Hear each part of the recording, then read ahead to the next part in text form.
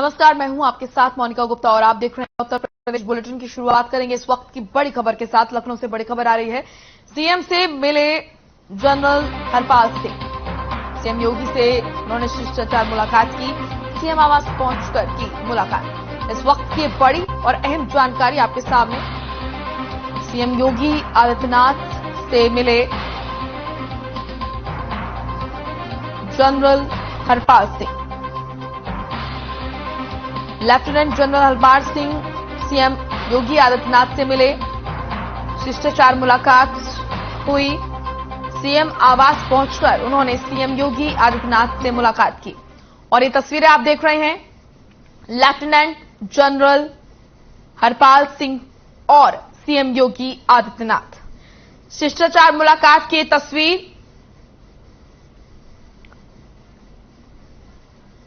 लखनऊ से ये बड़ी खबर। सीएम योगी आदित्यनाथ से मिले लेफ्टिनेंट जनरल हरपाल सिंह और शिष्टाचार मुलाकात की ये तस्वीरें।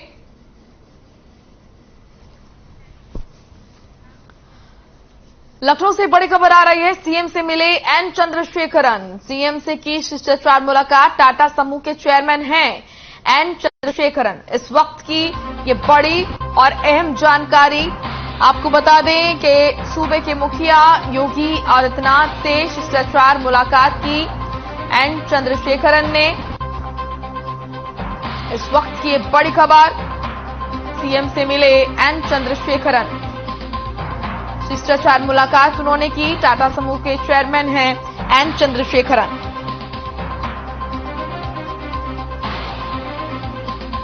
तो ये बड़ी खबर आपके सामने। सीएम योगी आदित्यनाथ से मिले एन चंद्रशेखरन। ये तस्वीरें आप देख रहे हैं।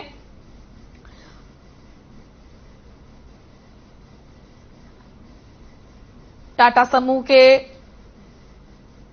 चेयरमैन एन चंद्रशेखरन ने मुलाकात की सीएम योगी आदित्यनाथ से और शिष्टाचार मुलाकात ही रही। ये तस्वीरें आप देख रहे हैं। सीएम योगी आदित्यनाथ और उनके साथ टाटा समूह के चेयरमैन एन चंद्रशेखरन। गोंडा में जिलाधिकारी डॉक्टर उज्जवल कुमार ने अली परसौली गांव के बांध का निरीक्षण किया। इस दौरान डीएम ने वहां पर मौजूद ग्रामीणों से बाढ़ से होने वाली समस्याओं के संबंध में जानकारी ली। मौके पर मुख्य विकास अधिकारी गौरव कुमार, अपर जिलाधिकारी सुरेश कुमार सोनी, उप जिलाधिकारी तरबगंज शत्रुघ्न पाठक और जैन बाढ़खंड विश्वनाथ शुक्ला, जिला आपदा विशेषज्ञ राजेश श्रीवास्तव, एसओ उमीर बेगमगंज समेत अन्य लोग मौजूद रहे।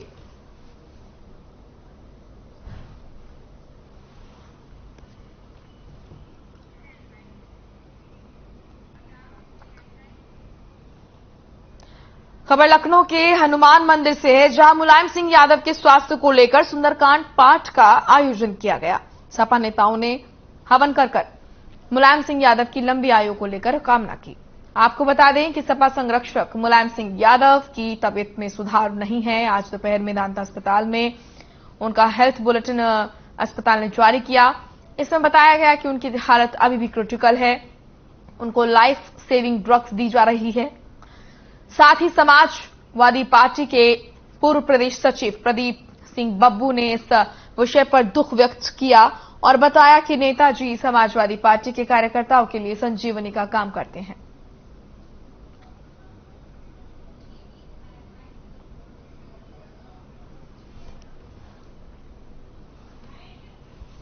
आप सब लोगों को विदित है और नेताजी शीघ्र स्वस्थ हो, इसलिए हम लोग सुंदरकांड का पाठ यहाँ पे शुरू कराए हैं और भगवान की आराधना इसलिए कर रहे हैं, भोलेनाथ बजरंग बली सबकी, कि किसी तरह नेताजी स्वस्थ होकर हम लोगों के बीच में आ जाए, क्योंकि नेताजी हम लोगों के लिए संजीवनी का काम करते हैं। नेताजी समाजवादी पार्टी के संरक्षक की हैसियत से सदैव हम लोगों को दिशा निर्देश देने का काम किए हैं। हम लोग आज भी अपेक्षा करते हैं कि नेताजी अगर हम लोगों के बीच में रहेंगे तो हम लोगों से उसी से एक बड़ी ताकत मिलती रहेगी। इस वक्त की बड़ी खबर आ रही है नोएडा से, जहां पर केमिकल फैक्ट्री में आग का तांडव देखने को मिला। सेक्टर 3 में बनी है केमिकल फैक्ट्री। आग लगने से आसपास में मचा हड़कंप। कई लोगों के फंसे होने की आशंका बताई जा रही है। आग पर काबू पाने में जुटी दमकल की गाड़ियां, स्थानीय पुलिस भी मौके पर मौजूद है। इस वक्त की ये बड़ी और अहम जानकारी। आग का तांडव देखने को मिला। केमिकल फैक्ट्री में भीषण आग लगी।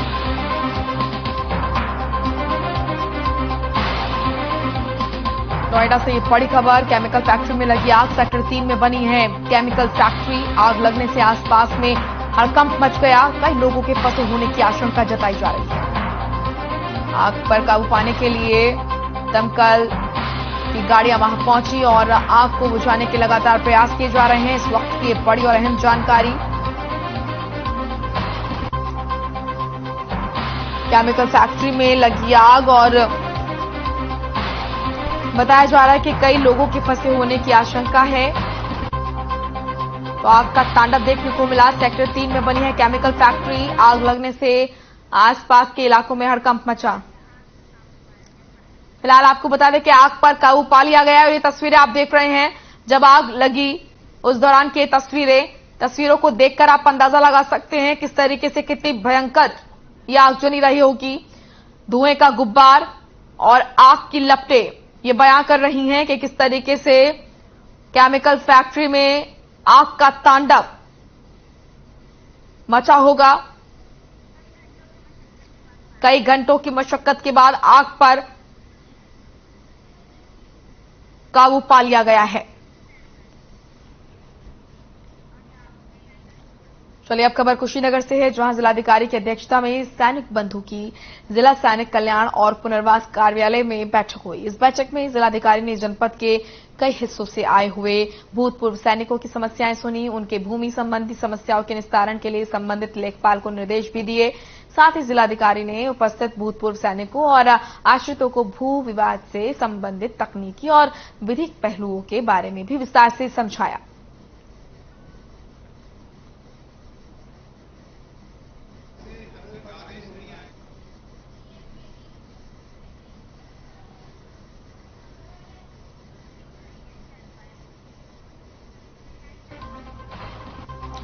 गोंडा रेलवे स्टेशन पर लावारिस खड़ी मिली एटियोस कार का नगर कोतवाली पुलिस ने खुलासा किया है। दरअसल बदमाश इरफान नाम के ड्राइवर की हत्या कर कार को यहां छोड़ फरार हो गए थे, जिनके बाद जो पुलिस अधीक्षक आकाश तोमर के निर्देश में नगर कोतवाल पंकज सिंह ने कार्रवाई करते हुए मामले की गुत्थी को सुलझाया। मामले में 2 आरोपियों को उत्तराखंड से गिरफ्तार किया गया। गौरतलब है कि 30 सितंबर को ड्राइवर इरफान की हत्या कर थाना नवाबगंज क्षेत्र पुलिया के नीचे फेंक दिया गया था। सूचना के बाद पुलिस पहुंची थी और मामले की जांच में जुटी।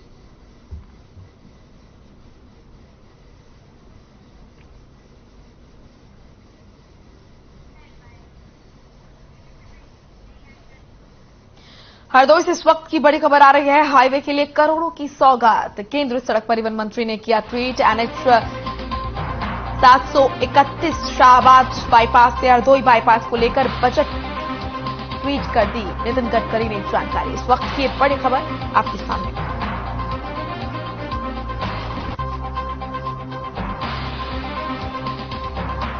तो हाईवे के लिए करोड़ों की सौगात।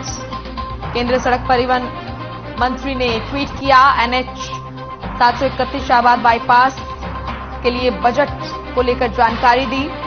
इस वक्त की बड़ी खबर आपके सामने। हरदोई हाईवे के लिए करोड़ों की सौगात। खबर लखनऊ से है, जहां शातिर चोर पर पुलिस कमिश्नरेट ने शिकंजा कसा।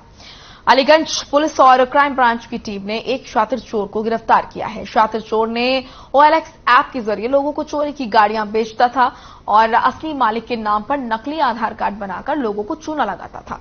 आरोपी के पास से चोरी की 9 बाइक, 5 चाबी, 10 फर्जी सिम कार्ड, 2 गाड़ी की RC सहित 4 फर्जी आधार कार्ड बरामद हुआ है। सिद्धार्थनगर पुलिस ने गैंगस्टर एक्ट के तहत कार्रवाई की है।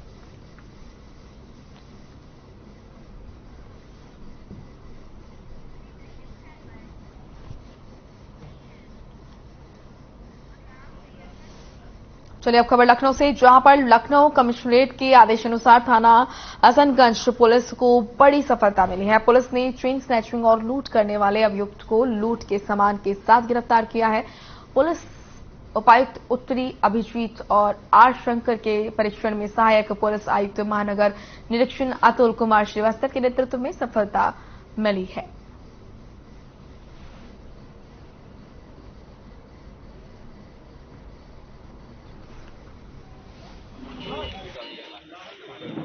चार 10 को चेन स्नैचिंग की एक घटना हुई थी थाने पर, जिसमें एक मुकदमा पंजीकृत हुआ था, लूट का मुकदमा पंजीकृत हुआ था और उसके बाद लगातार पुलिस टीम एक्टिव थी और मुग्ध तंत्र के आधार पर इन 2 व्यक्तियों की अरेस्टिंग हुई है डालीगंज क्रॉसिंग के पास से। जिन व्यक्तियों की अरेस्टिंग हुई है उनका नाम है सुफियान सिद्दीकी पुत्र अयूब अली और ये रहने वाला वजीरगंज क्षेत्र का है। इसका एक मकान गुडम्बा थाना क्षेत्र में भी है और जो इसका साथी है दूसरा मोहम्मद आदिल उर्फ रिंकू पुत्र मोहम्मद रईस जो कि रहने वाला थाना महानगर।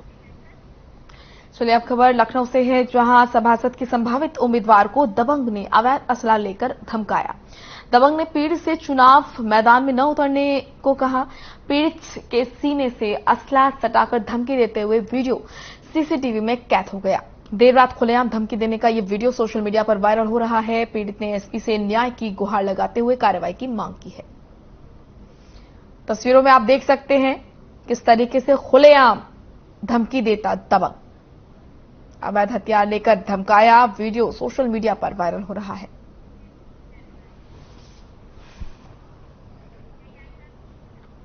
सीतापुर से खबर, जहां एक दिवसीय दौरे पर पहुंचे प्रधानमंत्री आदर्श ग्राम योजना राज्य सलाहकार समिति के सदस्य रविशंकर हवलदार का जोरदार स्वागत किया गया। साथ ही उन्होंने निरीक्षण भवन में आयोजित समीक्षा बैठक की। समीक्षा के दौरान उन्होंने अधिकारियों को निर्देश दिए और कहा कि SC/ST के प्रशिक्षण पर जोर दिया जाए। लोकल फॉर वोकल में से संबंधित रोजगार मेले का व्यापक प्रचार प्रसार किया जाए। बैंक में लाभार्थियों को परेशान न होना पड़े, इसके लिए बैंकों की कार्यशैली को पारदर्शी बनाया जाए।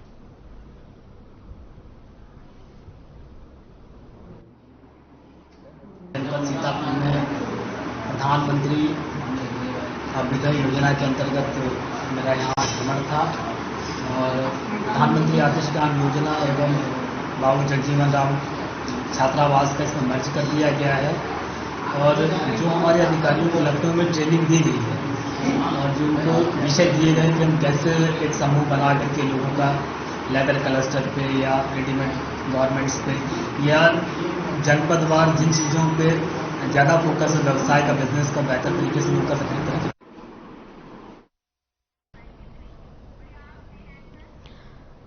चलिए अब खबर लखनऊ से है, जहां 12 वफात को लेकर लखनऊ पश्चिम जोन में पुलिस एक्टिव हो गई है, जिसके बाद DCP waste doctor S Channappa के नेतृत्व में फ्लैग मार्च निकाला गया। फ्लैग मार्च के दौरान डीसीपी ने सुरक्षा व्यवस्था का जायजा लिया और पुराने लखनऊ के संवेदनशील इलाकों में भी पुलिस को निगरानी रखने के निर्देश दिए। साथ ही आदेश दिया कि भी सोशल मीडिया के जरिए अफवाह फैलाकर माहौल बिगाड़ने की कोशिश करेगा उसके खिलाफ सख्त कार्रवाई की जाएगी। तो वहीं डीसीपी ने आगामी त्योहारों को लेकर आपसी भाईचारा बनाए रखने की अपील जनता से की। आपको बता दें कि डीसीपी वेस्ट के साथ एडीसीपी वेस्ट चिरंजीव नाथ सिन्हा, एसीपी आईपी सिंह और कई थानों की पुलिस फोर्स और आरआरएफ बल मौजूद रहे।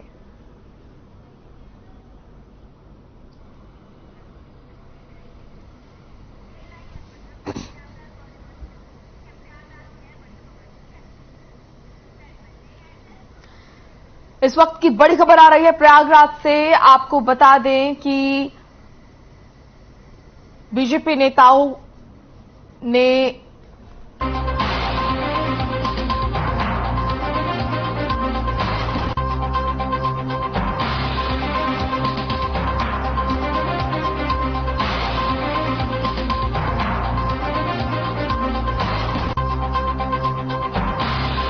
तो प्रयागराज दौरे पर सीएम योगी आदित्यनाथ, बमरौली एयरपोर्ट पर उतरा सीएम का विमान। बीजेपी नेताओं ने किया जोरदार स्वागत। अमिताभ बच्चन स्पोर्ट्स कॉम्प्लेक्स में कार्यक्रम रखा गया। सीएम योगी ने कार्यक्रम में शिरकत की।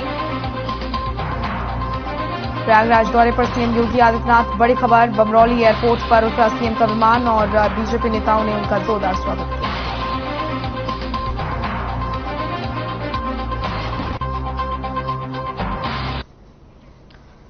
इस दौरान क्या कुछ कहा सीएम योगी आदित्यनाथ ने, आइए आपको सुनवाते हैं। श्रीमती केसरी देवी पटेल जी, श्री विनोद सोनकर जी, प्रदेश सरकार के पूर्व मंत्री माननीय श्री सिद्धार्थनाथ सिंह जी, महापौर श्रीमती अभिलाषा गुप्ता नंदी जी, जिला पंचायत अध्यक्ष डॉक्टर वीके सिंह जी, हमारे माननीय विधायकगण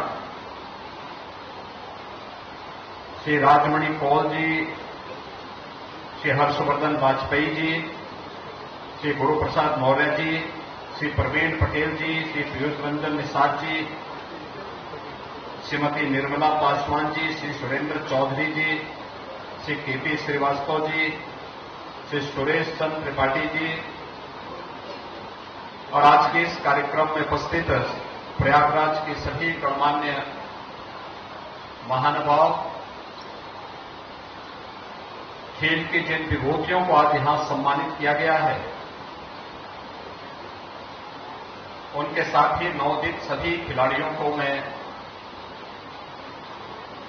अमिताभ बच्चन स्पोर्ट्स कॉम्प्लेक्स के स्वर्ण जयंती समारोह के अवसर पर हृदय से बधाई देता हूं। आप सबकी प्रति मैं अपनी शुभकामनाएं देता हूं। मैं इस अवसर पर अभिनंदन करता हूं इस पूरे कॉम्प्लेक्स के साथ एक लंबे समय से जुड़े हुए न्यायमूर्ति श्री विक्रमनाथ जी को, न्यायमूर्ति श्री टीपी सिंह जी को और उन सभी महानुभावों को जिन्होंने स्पोर्ट्स की इन गतिविधियों को आगे बढ़ाने के लिए रुचि लेकर के प्रयागराज को ये अनमोल कृत्य को आगे बढ़ाने में अपना योगदान दिया है। भाइयों बहनों, हम सब जानते हैं कि आज की जो दुनिया है,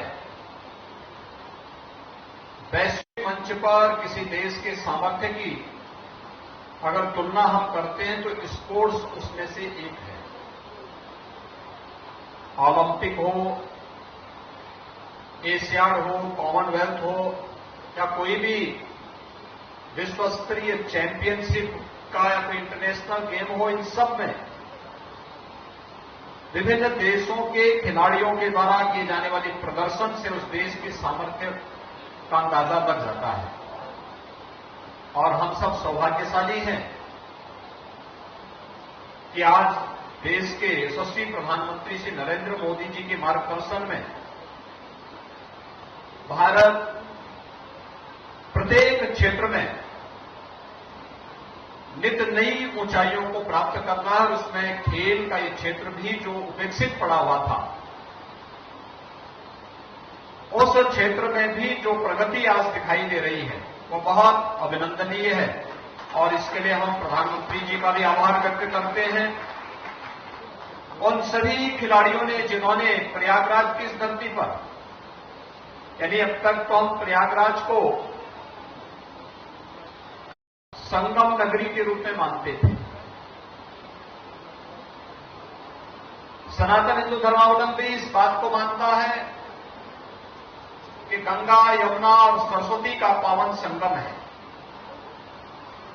यहां पर इलाहाबाद विश्वविद्यालय और अन्य संस्थाएं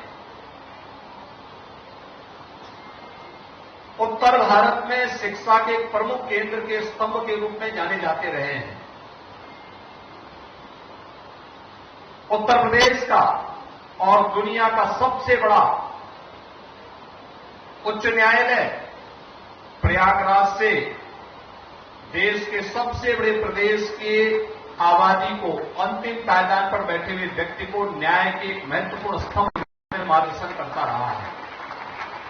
और प्रयागराज कुंभ, कौन ऐसा सनातन धर्मावलंबी होगा देश और दुनिया में जो संगम में आकर के इस अवसर पर स्नान करके प्रयागराज कुंभ का आनंद और इस अवसर पर आशीर्वाद लेने से अपने आप को किसी भी प्रकार के उस अवसर से वंचित रखना चाहता हो।